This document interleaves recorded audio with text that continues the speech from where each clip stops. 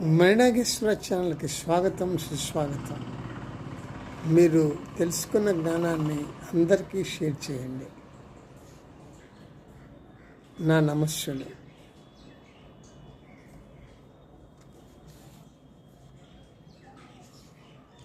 ఎవరి వలన చూస్తున్నామో, వింటున్నామో, గంధాలను వాసన చూస్తున్నామో, మాట్లాడుతున్నామో, తీపి చేదు అంటూ రుచులు చవిచూస్తున్నామో, ఆయనే ఆత్మ.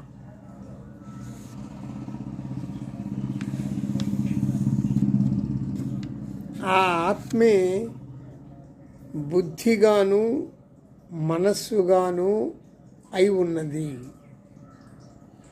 ఎరుక, పాలక నైజము, లౌకిక జ్ఞానము, వివేకము, మేధస్సు, అంతర్దృష్టి, స్థిరత్వము, చింతనాశక్తి, మానసిక స్పష్టత, మనస్తాపం, జ్ఞాపక శక్తి, నిశ్చయబుద్ధి, తీర్మానం, ప్రాణశక్తి, విషయ సుఖవాంఛ అనేవి ఆత్మ యొక్క పలు రకాల పేర్లుగా ఉన్నాయి.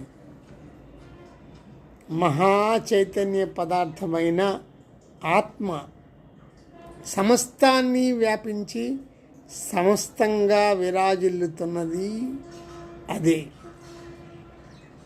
శారీరక వ్యవస్థలుగా, మానసిక వ్యవస్థలుగా ఆ ఆత్మే తేజరిల్లుతున్నది.